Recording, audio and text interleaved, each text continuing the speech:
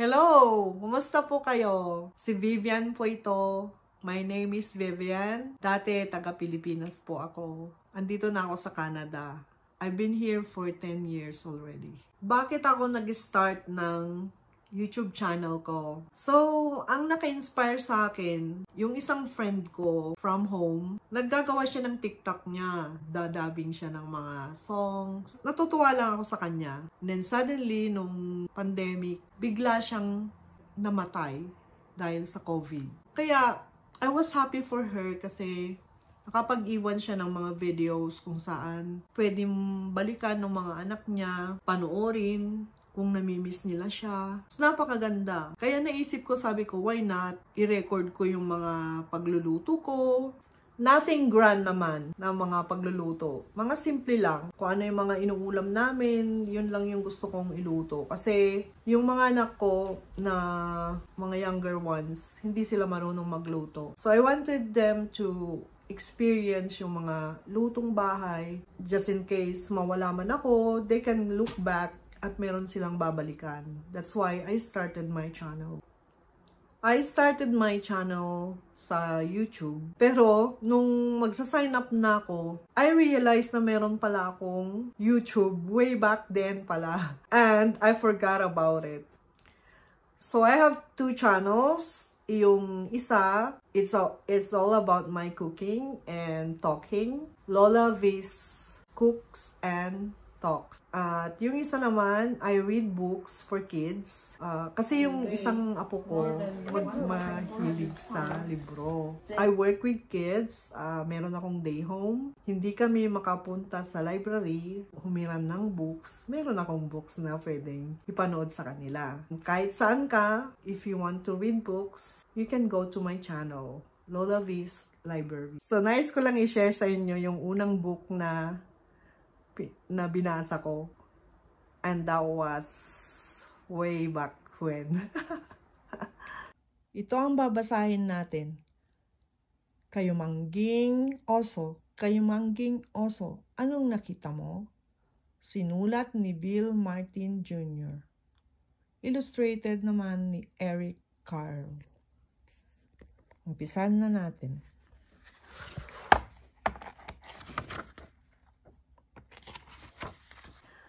Kaya, kung ako sa inyo, kung nag-isip kayo na you want to have your channel, what are you waiting for? Me?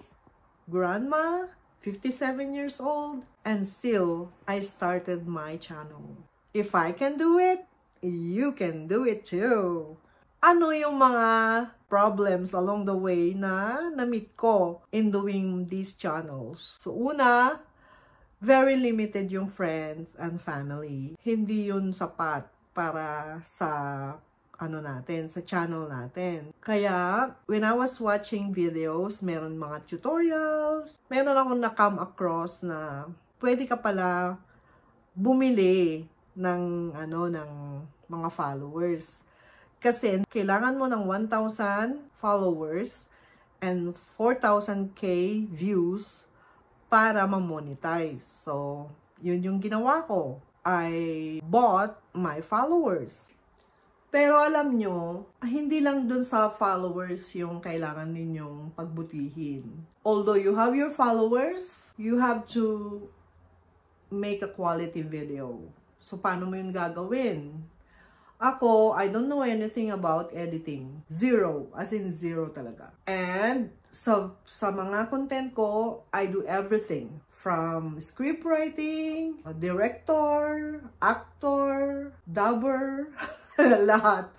All in one. Kaya, ang ginawa ko ay I watch videos from yung mga magagaling na content creator, paano nila ginagawa yung kanilang videos. Nakakatawa. Kung makita niya yung mga unang videos ko, ay nako, baka ayaw na yung manood. So, I can say na marami na akong improvement sa mga videos, sa mga editing. So, sabi nga ng mga ibang tao, how do you do it? Yan, sabi ko, it's my passion. So, inaral ko. Because I wanted to prosper. I wanted to develop my skill.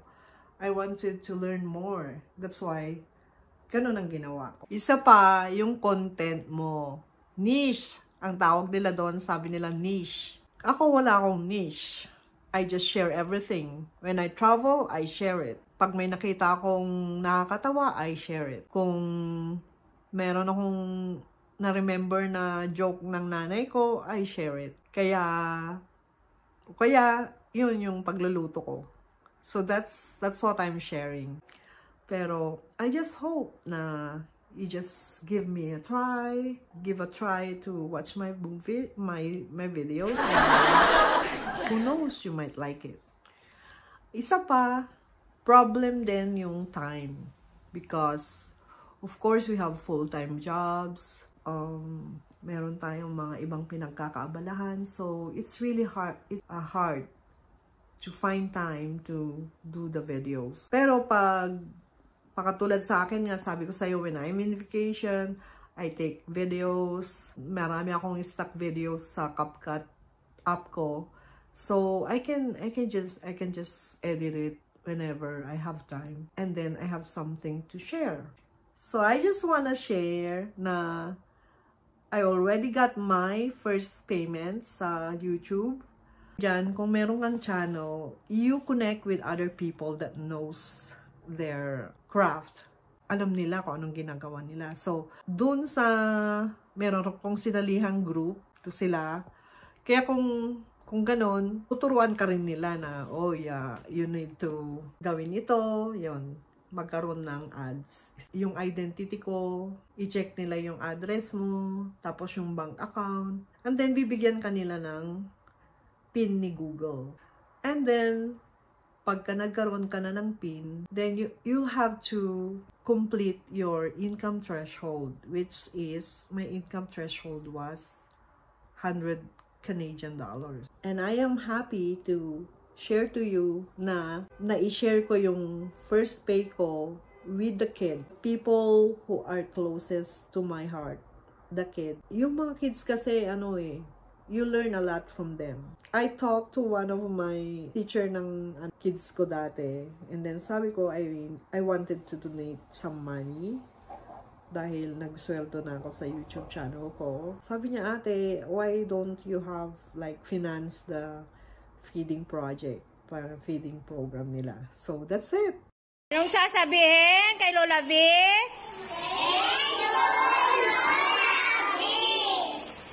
Go! Maraming salamat po, Lola V! Go!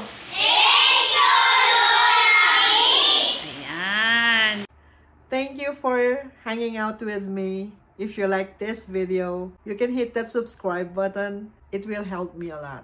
I can feed more kids. Don't forget to hit that bell button and shoot me a comment if you would like to. Bye-bye. See you soon.